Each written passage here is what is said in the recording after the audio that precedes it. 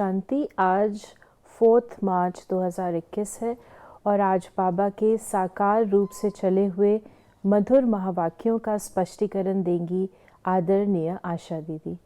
ओम शांति दीदी। ओम शांति। आज बाबा ने कहा है, मीठे मीठे सर्विसेबल बच्चे, ऐसा कोई भी काम नहीं करना जिससे सर्विस में कोई भी विघ्न पड़े। बाबा ने कितना अच्छा एड्रेस किया, सर्विसेबल बच्चे। तो बाबा हमको बहुत ऊंची निगाह से देखते हैं।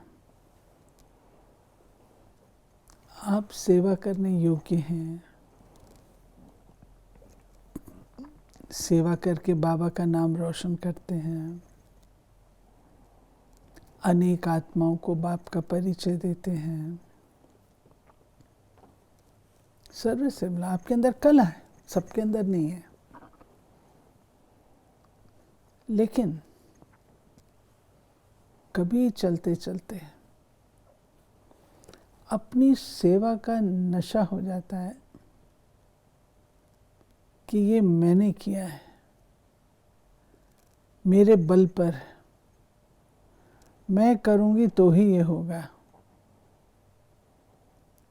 तो जब ऐसा नशा होता है उल्टा, तब वो सेवा सेवा नहीं रह जाती है। उससे फिर जो फल निकलना चाहिए वो फल नहीं निकलता है, उसका उल्टा असर होता है। सर्विस करके नम्रचित्त रहना, ये बाबा ने सिखाया है, नम्रता का पाठ पढ़ा है। सेवाधारी कदापि अभिमानी नहीं होता। जो सेवाधारी होगा सदा नम्रचित्त होगा। प्रश्न है कि संगम युग पर तुम बच्चों को बिल्कुल एक्यूरेट बनना है। एक्यूरेट कौन बन सकते हैं? जो सच्चे बाप के साथ सदा सच्चे रहते हैं, अंदर एक बाहर दूसरा, ऐसा ना हो। दूसरा, जो शिव बाबा के सिवाय और बातों में नहीं जाते हैं। और तीसरा, हर कदम श्रीमत पर चलते हैं, कोई भी गफलत नहीं करते, वही एक्यूरेट बनते हैं। क्यों बाबा कहता है एक्यूरेट? एक्यूरेसी एक गुण है। काम तो सभी कर लेते हैं, लेकिन एक्यूरेट करना वो कोई कोई करता है। वो लोग करते हैं जो बाबा ने 3 निशानियां बताई, उसको आप फिर से पढ़ें। बाबा ने कहा कि जो सच्चे बाप के साथ सदा सच्चे रहते हैं, अंदर बाहर साफ एक रहते हैं। अंदर बाहर साफ, अंदर बाहर एक। बाबा के साथ सच्चे रहेंगे तो आशीर्वाद मिलेगा ना। वो जो आशीर्वाद है वो हमें एक्यूरेट बना देता है। हम लाइट रहते हैं, लाइट रहते हैं तो एक्यूरेट काम करते हैं। दूसरा, बाबा ने कहा कि शिव बाबा के सिवाय और बातों में नहीं जाएंगे। जिसकी बुद्धि भटकने वाली होगी, मैं ये भी करूं, ये भी करूं, ये भी करूं, फॉल्स प्रेस्टीज इकट्ठी करने वाली होगी, तो उसमें एक्यूरेसी कहाँ से आएगी? इसको थोड़ा आप डिफाइन करेंगे, फॉल्स प्रेस्टीज जो आपने कहा। सेवा नाम मान शान के लिए करना, मेरा नाम हो। कई लोग हैं जो चुपचाप सेवा करते रहते हैं। कई हैं जो जताते हैं और सेवा करने के पश्चात टेस्टिमोनियल भी दिलवा देते हैं। इन्होंने बड़ी अच्छी सेवा की, इनका लेक्चर बहुत अच्छा था। इसको हम क्या कहेंगे? सूक्ष्म तो क्या, स्पष्ट रूप से, प्रत्यक्ष रूप से नाम मान कीजिए। आपका नाम रजिस्टर हो, ये भावना। तो फॉल्स प्रेस्टीज, उस आधार से वो चलते हैं। आत्मा को सुख मिले, वह एजेंडा उनके उसमें पीछे होगा, लेकिन मैंने किया, मेरे नाम से रिपोर्ट चली जाए, वो पहले होगा। इसलिए बाबा कहता है कि एक्यूरेट वो हो सकते हैं जो बाबा के साथ सच्चे साफ हैं, जो नाम मान शान में नहीं जाते हैं, जो एक बाप दूसरा ना कोई उसके ऊपर स्थिर रहते हैं और हर कदम श्रीमत पर चलते हैं, गफलत नहीं करते।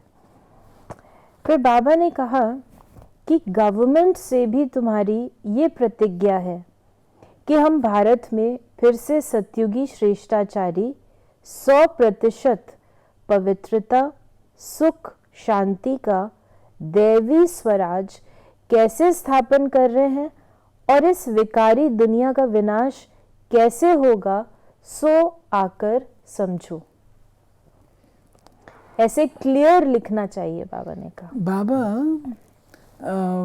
आजकल तो हम लोग लिखते ही नहीं हैं, आजकल तो बहुत ही कॉस्मेटिक ज्ञान देते हैं। कॉस्मेटिक ज्ञान आप समझते हैं? ऊपर ऊपर का, जो सबको अपील करे। We should be humble, we should be simple, we should be like this, we should be like that. ये तो कोई ज्ञान नहीं है, इसको ज्ञान नहीं कहा जाता। ज्ञान वो है जिससे आपकी आंखें खुल जाएं, बुद्धि के कपाट खुल जाए। जैसे प्यारे बाबा ने हमें आत्मा का ज्ञान दिया है कि जो तुम ये देख रहे हो, तुम ये हो ही नहीं, तुम आत्मा हो। और वो ज्योति बिंदु आत्मा जो आंखों से नहीं दिख रही है, लेकिन सब काम कर रही है, वही सब कुछ कर रही है, उसका एहसास कराता है। फिर आत्मा के गुणों का एहसास कराता है, आत्मा क्या कर सकती है उसका एहसास कराता है, उसको कहता है ज्ञान। बाकी वो तो ज्ञान, तो बाबा ने वो बात कही है कि अपने आप को, तो बाबा ने जो कहा कि गवर्नमेंट से भी तुम्हारी ये प्रतिज्ञा है, ये लिखो, ये लिखो, इस बात से ये चालू हुआ। बाबा कहता है लिखो, लिखने से उनके आगे स्पष्ट है। और चैलेंज लेते हैं ना कि हमको इतने 10 वर्ष, ये बात रजौरी गार्डन की ज़मीन के संबंध से है। जब हमको वो ज़मीन लेनी थी, गवर्नमेंट ने एक्वायर कर ली थी, तब बाबा ने कहा था लिख करके दो सरकार को। मेमोरेंडम हम लोग ने दिया था डॉक्टर सर्वपल्ली राधाकृष्णन जी को, प्रेसिडेंट ऑफ इंडिया को, जगदीश भाई और गुलजार दादी थे, फ़ोटो छपे हुए ज्ञान अमृत में, उनको दिया था। अगर आप हमको देंगे तो इस डेट से 10 वर्ष के अंदर हम भारत को स्वर्ग बनाएंगे।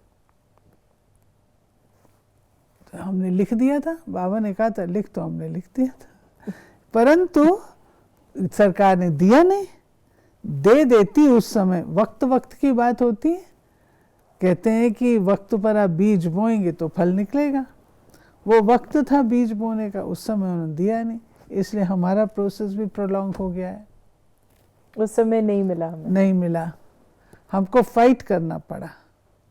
फिर जाके हमको बहुत समय के बाद 70s में मिली है। पांडव भवन में लालचंद वत्स आते थे, वकील। ये ज़मीन भी वंडरफुल है, ज़मीन मम्मा के नाम पर थी, तो मम्मा चली गई, मम्मा से ट्रांसफ़र हुई बाबा के नाम पर, तो बाबा भी साकार रूप में नहीं रहा, ज़मीन किसके नाम पर है, तो वो कुछ भी नहीं प्रोसेस हुआ था। और कुछ पैसा जमा करना था, उस समय हमारे पास इतना धन नहीं था, तो वो जमा नहीं हुआ था, तो सरकार ने एक्वायर कर ली।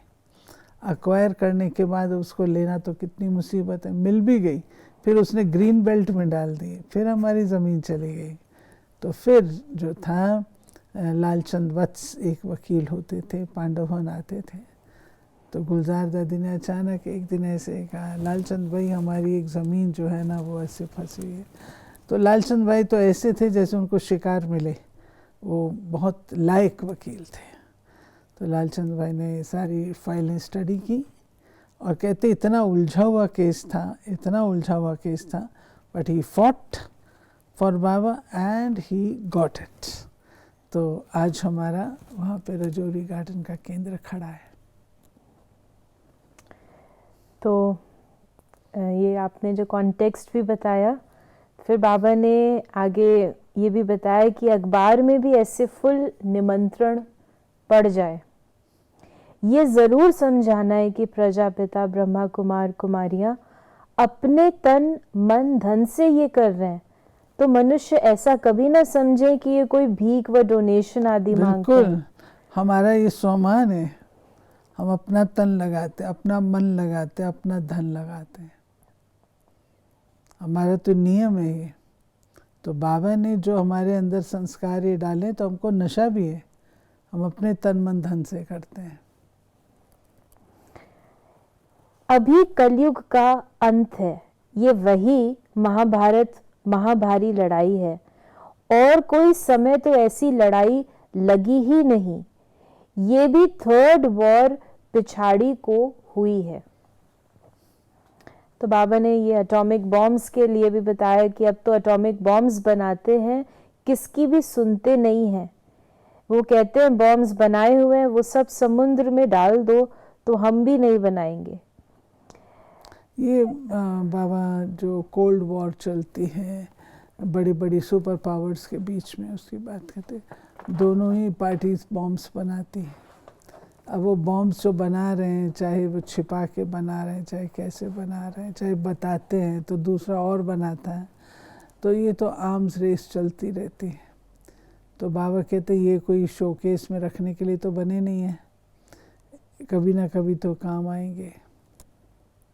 सिवाय एक बाप के और कोई की याद न रहे, गाया हुआ भी है, अंत काल जो स्त्री सिमरे, जिसमें मोह होगा तो वो याद आ पड़ेगी।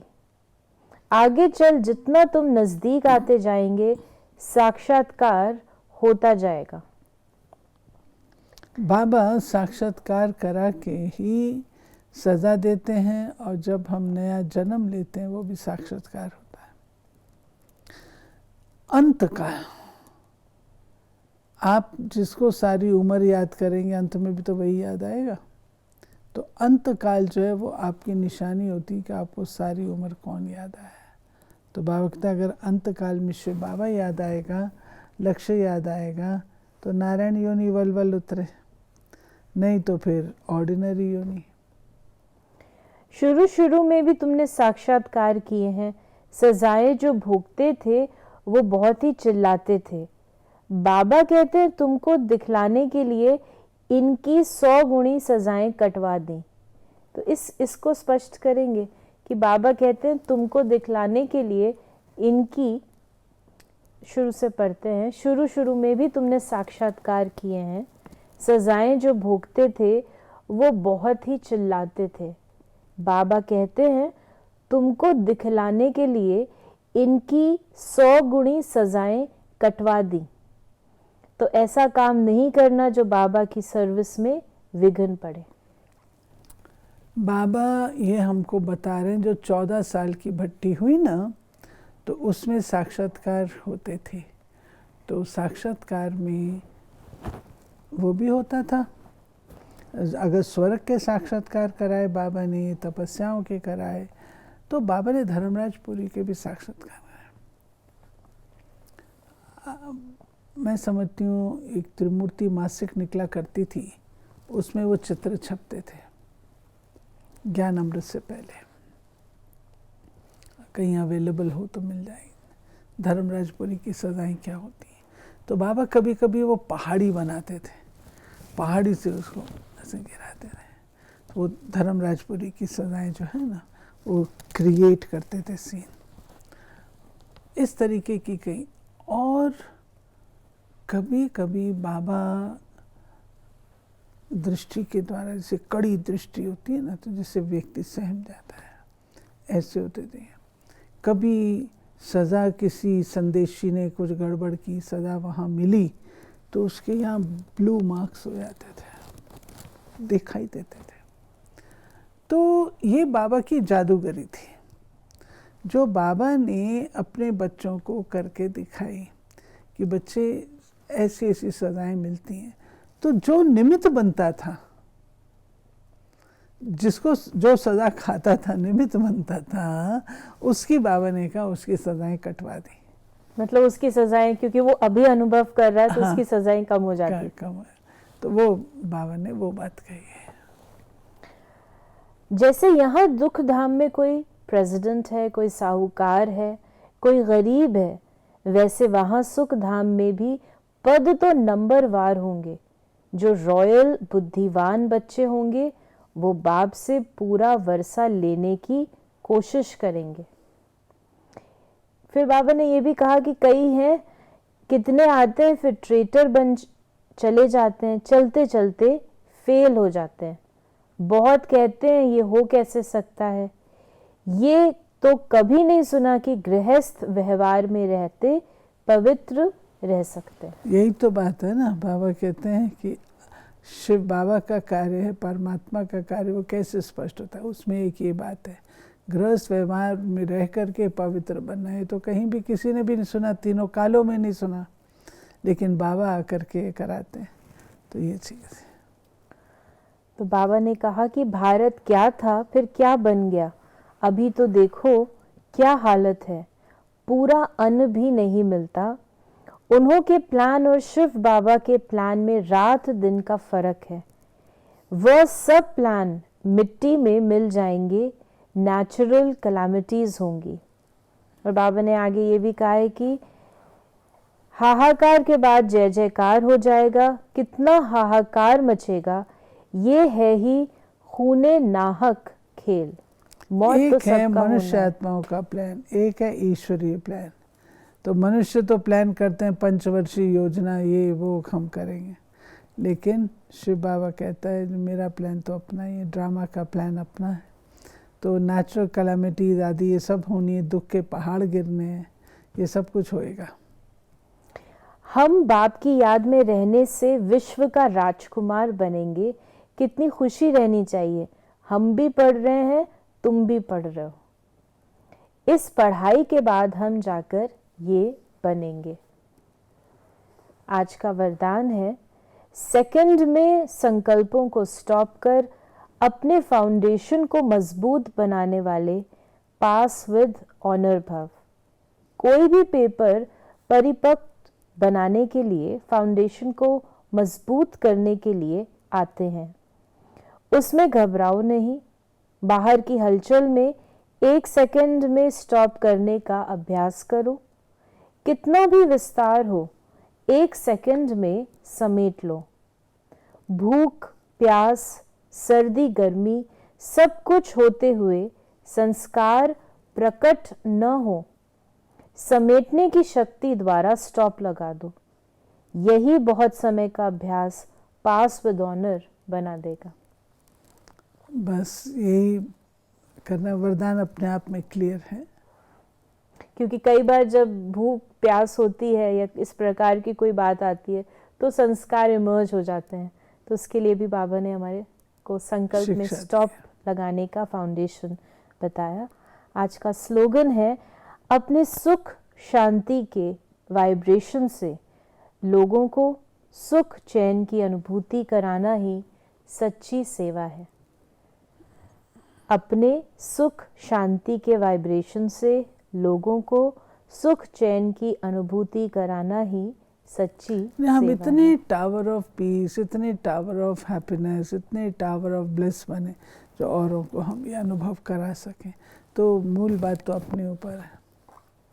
तो ये थे बाबा के आज के महावाक्यों का स्पष्टीकरण।